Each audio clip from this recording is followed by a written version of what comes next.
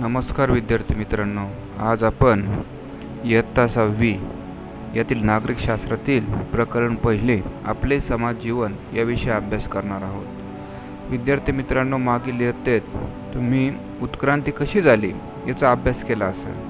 आता या उत्क्रांतीचा जो पुढचा पाया म्हणजे समाजाचा जो अभ्यास केला जातो तो समाजशास्त्रामध्ये, आणि समाजशास्त्रामधील जे व्यक्तीचे आणि समाजाचे प्रशासनाचे एकमेकातील जे एकरूपता असते किंवा जी परस्परांमध्ये जी देवाणघेवाण होत असते, या देवाणघेवाणीतूनच आपण म्हणू शकतो की नागरिकशास्त्राचा जन्म झालेला आहे। नागरिकशास्त्रामध्ये प्रशासन मानव यांच्यातील जी आंतरप्रक्रिया होत असते याचा अभ्यास या नागरिकशास्त्रामध्ये केला जातो। तर यामध्ये आपण सुरुवातीला आपले समाज जीवन कसे होते, त्याचा विकास कसा होत गेला, समाज म्हणजे काय, आपला विकास समाजामध्ये कसा होतो, माणसातील समाज जीवनातील आपण म्हणू शकतो की समाजशीलता ही आणि यासारख्या अनेक ज्या बाबी आहेत यांचा आपण आज याच्यामध्ये अभ्यास करणार आहोत। तर सर्वात पहिले माणसाला समाजाची गरज का वाटली। मूळतःच मनुष्याचा स्वभाव हा समाजशील आहे, म्हणजे मनुष्य हा समाजाशिवाय जगू शकत नाही। मनुष्याला किती ऐश्वर्य द्या, श्रीमंती द्या, परंतु मनुष्य एकटा हा जीवन जगू शकत नाही। त्याला ऐश्वर्य संपत्ती कमी असली तरी चालते, परंतु मनुष्याला आनंद जीवन जगण्यासाठी, आपल्या गरजा पूर्ण करण्यासाठी याला समाजाची गरज ही आवश्यक असते। तर सुरुवातीला आपण पाहिलेलं आहे की व्यक्ती हा अस्थिर भटके जीवन जगत होता। त्यानंतर तो शेतीचा विकास झाल्यानंतर त्याला जीवनामध्ये किंवा जगण्यामध्ये स्थिरता आली, आणि अशाच लोकांच्या समूहातील गावाची समाजाची निर्मिती झाली, आणि यातूनच माणसामध्ये समाजशीलता गुण निर्माण झाला। मग समाजामध्ये व्यक्ती हा एक आपण म्हणू शकतो की समाजाचा एक घटक असतो पहा, आणि ह्या समाजाच्या घटकामुळे त्याला समाजातील रूढी परंपरा नीतिमूल्य नियम व कायदे हे मानावे लागतात।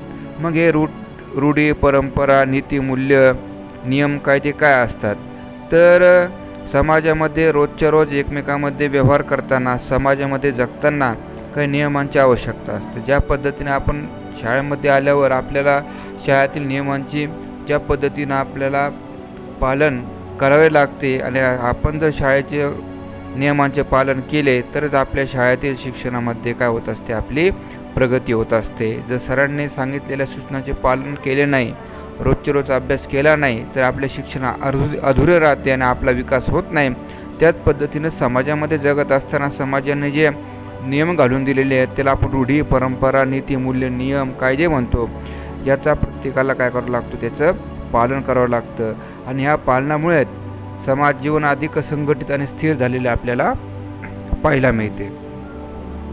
मग मनुष्याचे आनंदी जीवन जगण्यासाठी आणि मनुष्याच्या एक प्रकारची गरज म्हणजे समाज आहे, हे आपल्या लक्षात घेतलं पाहिजे। समाजातूनच व्यक्तीच्या अन्न वस्त्र निवारा या शारीरिक गरजा आणि मानसिक गरजा सुद्धा पूर्ण होतात। आता मानसिक गरजा म्हणजे काय, तर मानसिक आणि भावनिक या दोन प्रकारच्या गरजा सुद्धा असतात। कोणत्या, भावनिक आणि मानसिक। ज्या पद्धतीनं अन्न वस्त्र निवारा या आपल्या शारीरिक गरजा आहेत, तसेच मानवाच्या ज्या भावना असतात, मानसिकता असते, यांच्या पण काय गरजा असतात। उदाहरणार्थ सुरक्षितता वाटणे ही आपली काय आहे, भावनिक गरज आहे।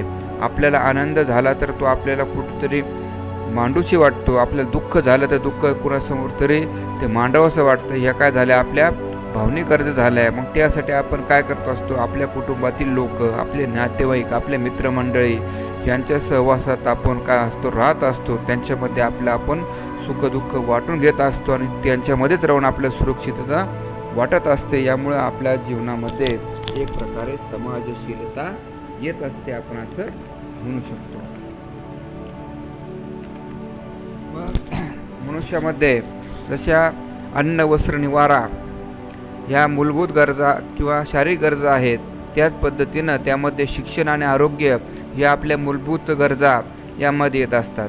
समाजातील व्यक्तीचे श्रम आणि त्यांच्या कौशल्यामुळे अनेक प्रकारच्या वस्तू तयार होतात आणि या वस्तूंचा आपण जो प्रत्येक व्यक्ती आपापल्या विकासासाठी काय करत असतो, त्याचा फायदा घेत असतो. उदाहरणार्थ आपल्याला शिक्षणासाठी आवश्यक असणारी पुस्तकं यांची निर्मिती कशी होत असते, तर पुस्तकांची निर्मिती थेट आपण म्हणू शकतो की कागद निर्मिती झाल्यावर त्याच्यावर विविध प्रकारच्या अक्षरांची छपाई झाल्यावर विविध प्रकारच्या पुस्तकाची बांधणी आणि ते पुस्तकं विक्री, या सर्व गोष्टीमधून काय होत असतो, समाज हा किंवा समाजातील अनेक व्यक्ती त्यामध्ये काय असतात, गुंतलेले असतात आणि या व्यक्तीमुळे आपल्याला काय होत असतं, ज्ञानरूपी पुस्तक आपल्या हातात येत असतं. म्हणजे आपल्या विकासासाठी समाजातला विविध घटक काय असतात, कार्यरत असतात आणि ह्या घटकांना सुद्धा त्यातून फायदा होत असतो. म्हणजे अशा पद्धतीनं समाजातील इतर व्यक्ती आणि आपण आपल्या स्वतःच्या विकासासाठी काय करत असतो, एकमेकांना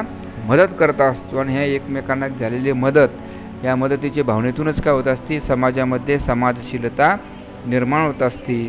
समाजामधील ज्या आपल्या गरजा आहेत ह्या व्यक्तींच्या विविध प्रकारच्या कार्यातूनच पूर्ण होत असतात. त्याच पद्धतीनं सुरक्षितता, कौतुक, प्रशंसा ह्यासुद्धा काय असतात, एकमेकावर अवलंबून असतात. म्हणून आपले समाज जीवन काय असते, परस्परावलंबी असते. आता मनुष्य जेव्हा जीवन जगत असतो तेव्हा जीवन जगत असताना मनुष्य परस्परांशी बोलताना भाषेचा वापर करतो. व्यक्ती ज्या कुटुंबात जन्म घेतो, ज्यांच्या सहवासात राहतो, त्यांची भाषा मनुष्य शिकत असतो. जसं मनुष्य मोठा होतो तसतसं त्याच्या आसपास जी भाषा बोलली जाते ती भाषा तो अवगत करतो आणि त्यानंतर व्यक्ती जेव्हा शाळेत जातो, शाळेत तो काय करतो, विविध प्रकारच्या शैक्षणिक भाषा ज्या मराठी, हिंदी, इंग्रजी किंवा इतर भाषा काय करत असतो, तो प्राप्त करत असतो. म्हणजे आपल्याजवळ स्वतंत्र विचार करण्याची सुद्धा काय असते, क्षमता असते. उदाहरणार्थ तुम्हाला जर एखादा निबंध लिहायला लावला, माझी शाळा किंवा माझं गाव, हा जर निबंध 10 मुलांना लिहायला लावला तर आपल्याला माहिती आहे प्रत्येकाचा निबंधासारखा येणार नाही, कारण प्रत्येकाचे विचार हे वेगवेगळे असतात.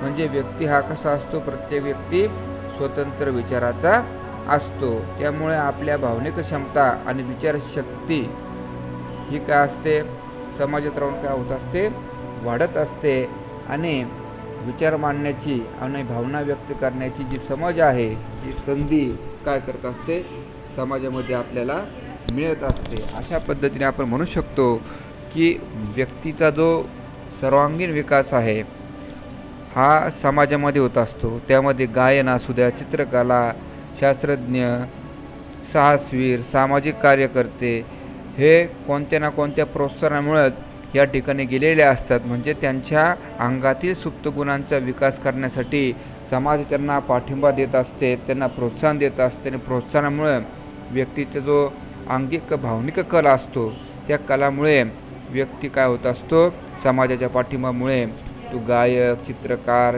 शास्त्रज्ञ, साहसवीर अशा विविध क्षेत्रामध्ये जाऊन आपलं जे करिअर असतं ते काय करत असतो, तो पूर्ण करत असतो. मग आपण म्हणतो की समाज म्हणजे नेमकं काय, याची आता आपण काय करू, जी व्याख्या आहे ही आपल्याला पाहिजे की समाज म्हणजे काय.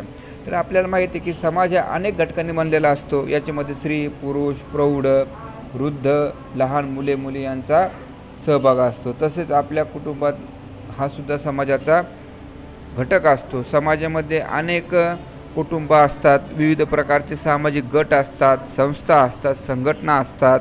तसेच लोकांचे एकमेकांमध्ये परस्पर संबंध असतात, व्यवहार असतात, लोकांचे एकमेकांमध्ये देवाणघेवाण होत असते. या सर्व गोष्टींचा समावेश समाजात होत असतो. मनुष्याच्या झुंडी किंवा गर्दी म्हणजे समाज नाही, तर काही समान उद्दिष्टे साधण्यासाठी जेव्हा लोक एकत्रित येतात तेव्हा समाज बनतो.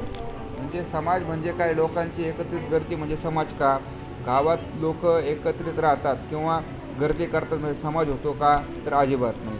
समाज कसा निर्माण होतो, तर समाजातील व्यक्तींच्या गरजा हे समान असतात आणि गरजा जर सारख्या असतील तर गरजा पूर्ण करण्यासाठी व्यक्ती काय करत असतो, एकमेकांना मदत करून काय करत असतो, त्या व्यक्ती स्वतःच्या समाजाच्या गरजा किंवा इतर व्यक्तींच्या गरजा पूर्ण करत असतो.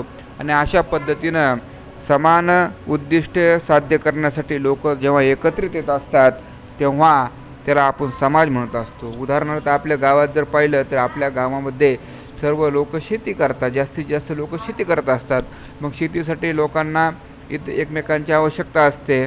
मग ही आवश्यकता हे लोक एकमेकांना गरज करून काय मदत करून काय करतात, त्यांची गरज आवश्यकता पूर्ण करत असतात. अशा पद्धतीनं काय होत असतं, शेतीसाठी एकमेकांना मदत करून प्रत्येकजण हे एकमेकाचा आणि स्वतःचा काय करत असतात, विकास घडून आणत असतात ना. अशा पद्धतीनं समाज हा निर्माण होत असतो. तसेच अन्न, वस्त्र, निवारा, सुरक्षितता यासारख्या गरजा भागवण्यासाठी समाजातला एक कायमस्वरूपीची व्यवस्था निर्माण करावीशी वाटत असते. आणि ह्या व्यवस्थेशिवाय समाजाचे दैनंदिन व्यवहार होऊच शकत नाही. समाजामध्ये राहताना व्यक्तीला विविध प्रकारच्या ज्या आपल्या गरजा असतात त्या गरजा समाजातून काय होत असतात, पूर्ण होत असतात. आणि ह्या गरजा व्यवस्थितपणे पूर्ण होण्यासाठी एक त्यांना आपण म्हणू शकतो की एक व्यवस्थेची गरज असते. आणि समाजाला जी व्यवस्था असते तिला समाज व्यवस्था असे म्हणत असतो. आणि समाज व्यवस्थेशिवाय मनुष्य आपले दैनंदिन व्यवहार पूर्णच करू शकत नाही. म्हणजे समाजाचे अस्तित्व टिकून राहण्यासाठी समाज व्यवस्थेची गरज असते. उदाहरणार्थ अन्नाची गरज पुरवण्यासाठी शेती आवश्यक असते. शेतीशी संबंधित सर्व कार्य पार पाडण्यासाठी विविध संस्था निर्माण कराव्या लागतात. शेतीचे अवजारे तयार करण्यासाठी कारखाने असतात. शेतीसाठी जे कर्ज असतात, खत बियाणे घेण्यासाठी, त्यासाठी बँका कर्ज देत असतात. उत्पादित माल विकण्यासाठी बाजारपेठ असते. अशा पद्धतीने मनुष्याच्या जीवनामध्ये एक व्यवहाराची पद्धत असते. आणि ही व्यवहाराची पद्धतच काय करत असते, समाजाला टिकून ठेवत असते. अशा पद्धतीनं व्यक्ती हा ज्या पद्धतीनं समाजामध्ये राहतो, व्यवहार करतो आणि या व्यवहारातूनच समाज निर्माण होत असतं आणि समाजामध्ये व्यावहारिकता येत असते. अशा पद्धतीनं आज आपण जो आपला पहिला जो पाठ आहे आपले समाज जीवन याचा आपण अभ्यास केलेला आहे.